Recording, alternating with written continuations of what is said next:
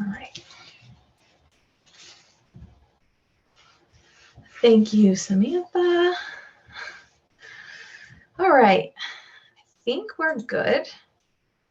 I want to share my screen. I would like a special Chrome tab. I need this one. All right. Perfect. Okay. Hi, everybody. So, as I said, my name is Molly Virello. I'm the head of the children's department at the Southington Public Library. And I am super excited to be with you guys today. So this is great. I got this position, well, I started working at the Southington Library 9 years ago. And then I got this position, the head of the children's department, in February of 2020. And literally a week later, the library closed to the public and the world shut down as we know it. So I didn't get any of that normal training or ease into the management and position that I was hoping for. And yeah, so I kind of just decided to make it up as I went along. My library didn't have a remote work plan in place as it was. So we were kind of just a little bit of everywhere, which is what brought me to working remotely for librarians. All right, so a triumphant return to the library, tips and tricks for our new normal.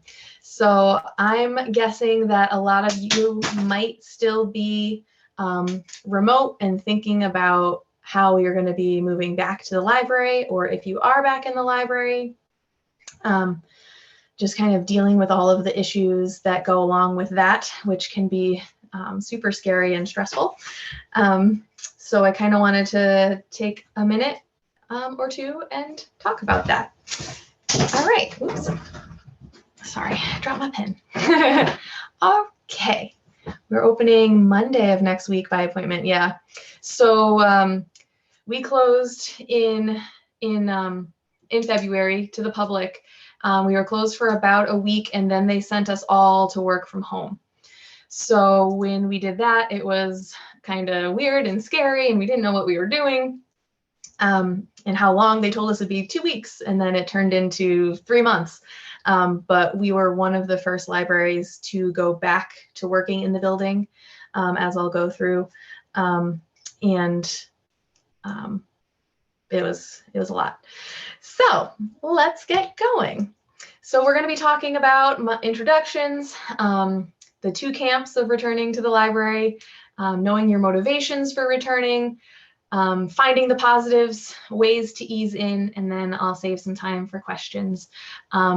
So I won't be looking at the chat as I'm going through this, but feel free to type your questions in there, and I'll try to go through those as we finish. Okay. So the introductions for me, as I said, I'm Molly from Southington Public Library. When we got sent home in, I think it was like the 1st or 2nd week of March, they said 2 weeks and you'll be back, everything will be fine, it'll all blow over. And then it wasn't. So we stayed out until May, and then we returned. It started off that we did a rotating schedule. So it was opposites. So if you worked Monday, Tuesday, you didn't work Thursday, Friday, and everybody stayed remote on Wednesdays so we could clean and all that fun stuff. And then after that, it was a full staff in the library, but no patrons. Then we slowly opened it back up to appointment only. And currently, we are fully open. Our hours are a little bit reduced. We used to be open from 9 a.m. to 9 p.m. Monday through Thursday, but we're open 9 to 5 and back to on Saturdays. So we're slowly getting back to normal, and we'll be starting nights next week.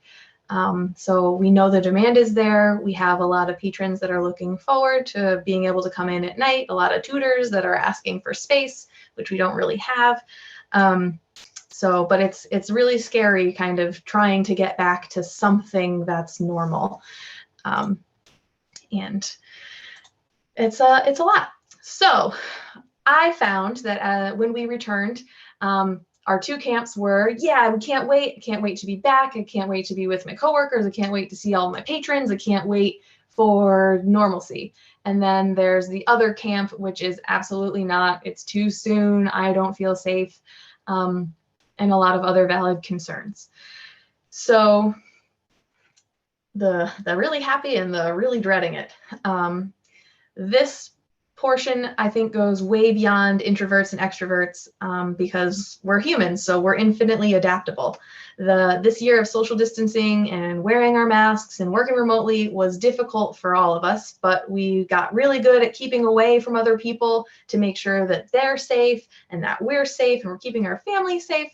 But we got so good at it that it became our normal, and the thought of returning to having people in your face and near you all the time is overwhelming, because we learned that these precautions were what was going to help us, and now we're trying to unlearn that. So I have to say, I am not a medical professional, so throughout this talk, if you or your staff, while you're thinking about these things, are feeling really overwhelmed with returning to the library and returning to work and working with the public, so that this isn't a substitute for talking with a professional and someone who can help you. And we had that happen in our library. So they had someone brought in just to kind of help us out and talk us through it a little bit and all that. But if you're having extreme levels of anxiety and stress and depression, that's definitely time to talk to someone professional. So just wanted to make sure that we say that as we move through our camps here.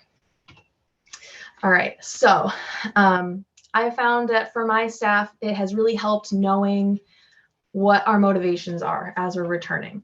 Why are you returning to work? Is it because you were called back by your director, by your board? Did you have some kind of choice in the matter, or was it an ultimatum? Are you voluntarily returning? Are we going slowly and easing yourselves into it, or is it all at once? Knowing the motivations for returning to work on site help to make that transition easier, even more so if you're involved in the transition process, which hopefully you are. And even if you are, it doesn't mean you have to be ecstatic about returning. It's just trepidation is likely, but we're trying not to get bogged down in that returning. So I like to say, let's think about our positives. And our positives don't have to be super positives. They can just be glass half fulls, and that's okay too. So I try to say, remember what you like about your job. What is it that excites you about going to the library every day? Finding that like internal motivation of like, oh man, I can't wait. What is it that you like? Is it that you get to see your coworkers, or you get to see the smiling eyes of little patrons every day? You can reconnect with colleagues and like actually collaborate on programs. And like, if you have a question, all you have to do is like wander over and be like, hey, I was thinking about this. What are your thoughts on that? Instead of sending 18 emails back and forth or working through chats and all that, just having something a little bit less text-based and stressful that way, taking a break from our computer screens. What else could it be? You can, let's see, sorry, I lost my place. We can collaborate easily. You can have more than casual chats about your cat, or with your cat or your potted fern or your housemate, just getting out there and remembering how to be an adult, if you will. And also, one of my favorites is you have a start time and you have an end time, and there's no arbitrary anything in between. So that's my favorite part. And as we're going through these positives, I definitely want to give you a warning, and that warning is for toxic positivity. I don't know if this is something that you guys have heard about. You probably have. There's been several articles written about it at this point. It's when the idea of when you or someone that you're interacting with kind of deny or minimize or dismiss things to avoid that negative emotion. So just like, oh, it's fine, like, don't worry about it, that type of thing. But thinking about it that way, if you go to talk to your boss about how you're not feeling excited about coming back and why you're really, really worried, and that person says, oh, you don't need to worry about that. Things are going to work out as long as you try. Just stay positive. You just need to not worry so much. But that doesn't solve any of your problems. It doesn't ease any of your worries. It kind of just makes you not want to go talk to that person anymore if they're just like, oh, you're just being negative. You need to think about it in a different way. And you might, but also realizing that trying to be 100% sunny all the time and not acknowledging that there's a problem is a problem in itself. So while those statements of don't worry about it might come from a place of good intentions on the part of the speaker, it's not helping to solve any problems. So there is that. So think about your positives and glass half fulls as we're going through. We can share some of those at the end. So as I have here, you can reconnect with coworkers, patrons, your department. You can set your routine. The day is done when you leave the building, hopefully. You can reignite your passion for different projects and collaborating with your coworkers and having a silly collaborative or even casual conversation, which are some of my favorite things. And those are just simple little things that kind of help you realize that, like, it's okay to go back. All right, so with our positives and our motivations, there's also, of course, going to be challenges. Our fear of the unknown and not quite knowing how everything's going to look. But the only thing with this is that you should just focus on the things that you know that you can control, or the things that you can help to do. So make sure to be vocal and over communicate about what you and your department need, especially to your library leadership. While you're coming back to the library, it's never going to be perfect, especially when you're just starting out. So if you see a problem, or as you're going through your day and you're finding issues with the way that work's flowing, or with the protective equipment that's been put around your desk that's not working, make sure that you tell someone. Make sure that you let them know, but also while you're doing that, try to think about what a solution to that problem would be. And it might not be something that you can come up with. It might be someone else's job to fix it. But just being like, this is a problem, this is a problem, this is a problem, but not saying, like, for instance, I'm uncomfortable working so close with the public. They're directly in my face and they don't always want to wear masks.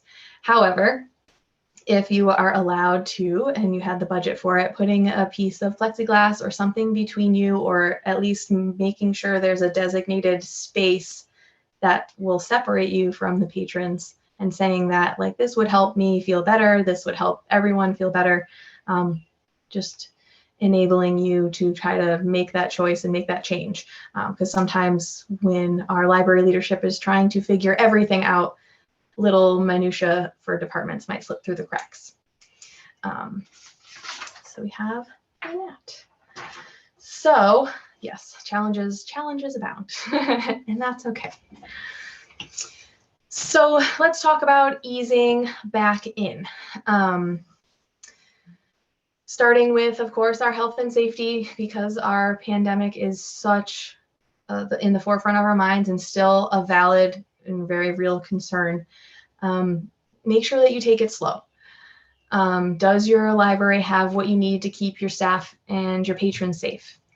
Are there guidelines in place? Does your city or town still have mask guidelines, and are they being enforced, and how are they being enforced? That type of thing.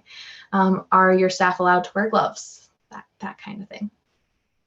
It's going to take a little while, obviously, to get comfortable in your new situation, but start with one small idea and activity and then move out from there. That's what I found is the best.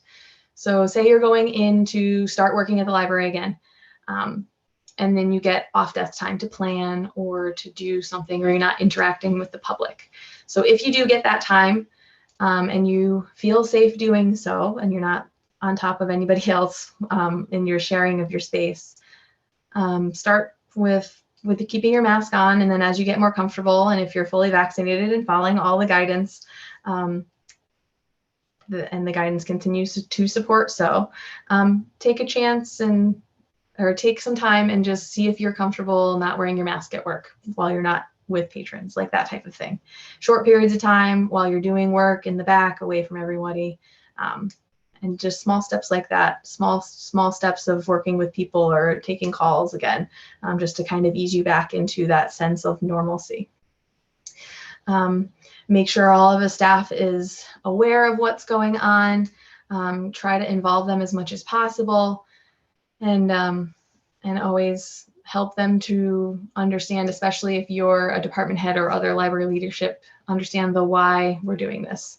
And hopefully it's not just a because they said so. Try not to compete. We're finding in my library that some people are much more comfortable being out and around everyone than others.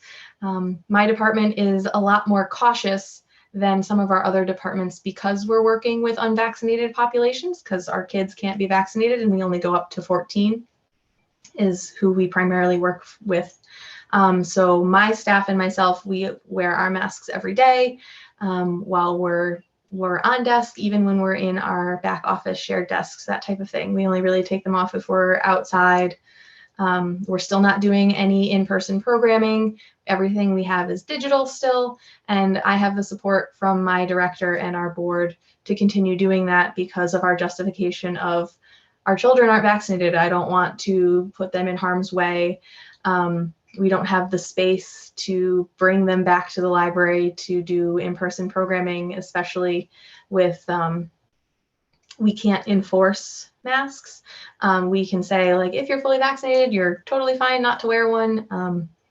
But otherwise, if a parent comes in and their children aren't wearing masks, we're not actually allowed to say like, hey, you should probably put a mask on, because we don't know any medical issues and things like that. So myself and my staff are more comfortable continuing our digital programming and that distance, and we're allowed to do so. And that's different from what the adult department is doing, what the teen department is doing. They're working with the public and they feel comfortable not wearing masks with them, doing in-person programming outside, that type of thing. So it's not a competition. Everybody has their own levels of comfort, and as long as it is supporting library goals, I say go for it. Next is evaluating your current risks. So if you are considered high risk and you've already been more cautious than what everybody else has been doing, continue to do that. Make sure you talk to your doctors, see what the best guidance is for you, do's and don'ts, and then just make sure that you're telling that to your leadership. I have a couple high-risk staff members of my own, so we make sure that the policies that we're creating in our department reflect their needs and the best safety practices that we can, which in turn helps everybody else as well. So the next one is stay informed. Education is powerful, and it's important to have the most up-to-date information, especially with guidelines changing so frequently. So as librarians, we already know to look for valid evidence-based news and medical-centered websites. So we're old hats at that. And finally, don't be afraid to ask for help. It's been a very difficult year. We've all kind of been struggling a little bit. We're all treading water.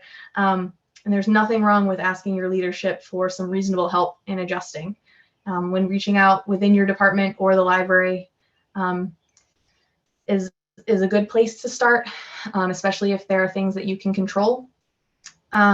If it's still seeming overwhelming, then it might be time to talk to a professional, and that's totally fine. Let's see. All right, now let's talk about the habits that we learned in quarantine that we're gonna keep. So I know I found when I was working remotely that I had a routine and a whole bunch of habits that worked great. And those are the things that I wanted to keep as we moved forward, moving back to the building.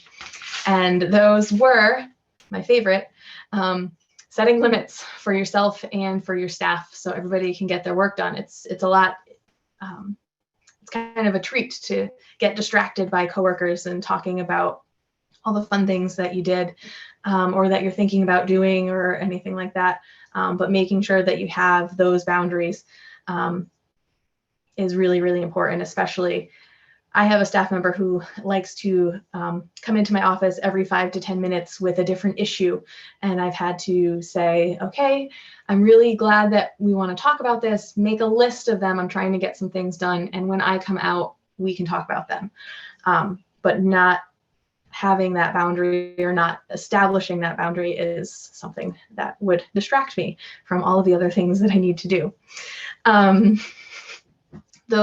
Speaking of distractions, if you're finding yourself falling into that Pinterest rabbit hole or you're trying to do program planning or other distractions that you're looking for them like you would at home, try to take steps to bring yourself back. If you have a noisy office mate, bring in those headphones. If you're getting lost on social media, set a timer or make a list of things that you need to do and don't allow yourself to do those other tasks until you get the important ones done. You know, everything is important, but just making sure. And finally, over communicate. This is my favorite one, and I think it gets forgotten a lot.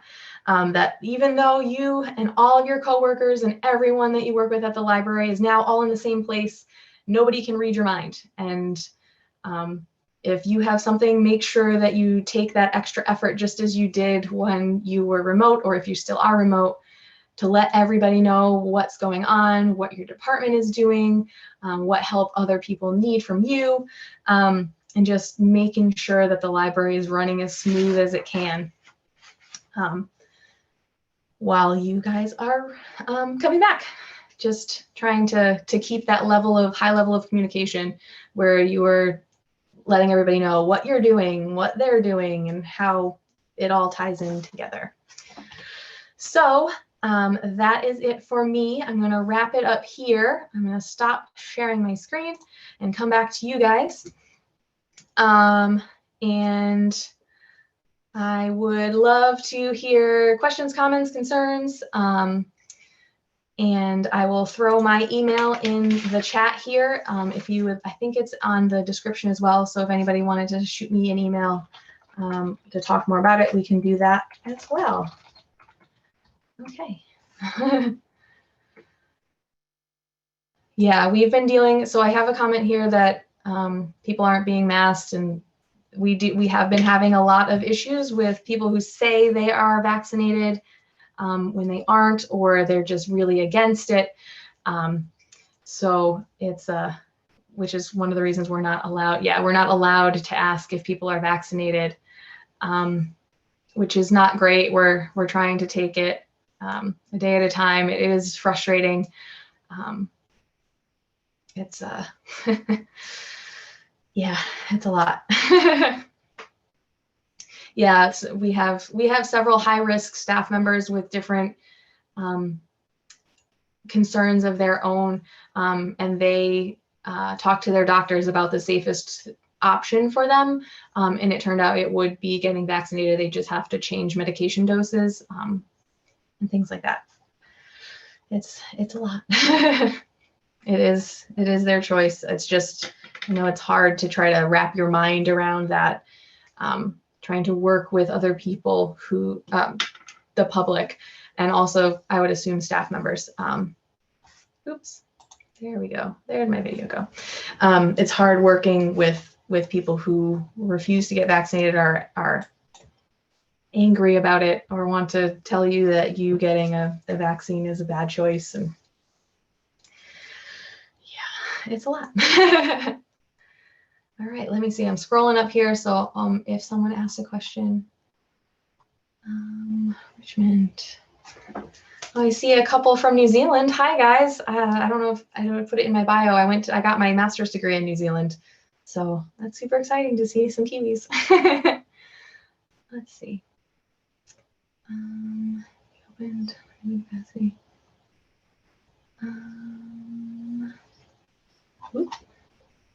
Wear a mask. We've been talking about we've been talking about doing more outdoor programming. Usually what I do is I do story times at our farmers market, but where they usually have me, I wasn't comfortable doing them, and I expressed that especially because I'm primarily with children under 5.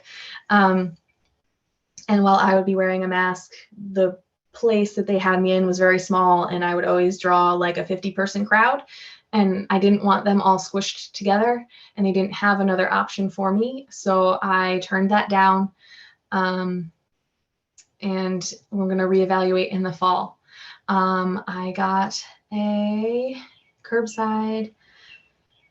There have been comments about doing curbside services. Yes, we have a lot of curbside still. We're keeping that. That's one of the things that we found really, really worked well for us was curbside. We also got after hours lockers.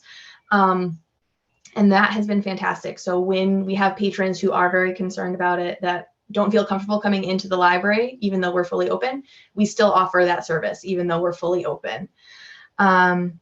What surprised me the most about returning to on-site work, I think it's more like working with the public is always tricky, but the level of polarizing that kind of happened is everybody's a little bit angry, and just like the people that are just so kind and so happy to see you, and then the ones that are like just little rain clouds and they're just looking for a fight, and it just seems to have gotten a little bit crazier. But how the library as a whole has come together has been fantastic. The way that our staff is working together has been really, really happy. Or made me really, really happy to see that everybody is supporting one another.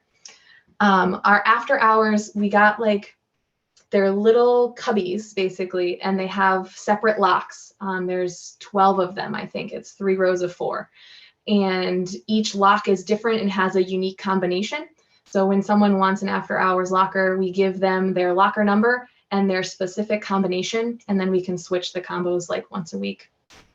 So we call them, say, okay, this is your locker number is 12, your combination is 6177, and then they can come in anytime, and they're just outside the front doors, right under an overhang, so they don't get wet, and that type of thing. And it's been really, really awesome. That's our after hours on-site work. Surprised. I think that's everything. I see someone's still doing a 3-day quarantine. We stopped our quarantine. It was 2 weeks, and then they moved it to 1 week, and then now it just is nothing based on our consortium saying, like from the research, that not a lot of things. I still don't have anything squishy. There's no toys in the children's department. No little computers and everything. We check in books with gloves for ourselves and everything. It's kind of a implied risk management for people who are taking out their books. It's like, library books have always been a little bit gross, so just wash your hands.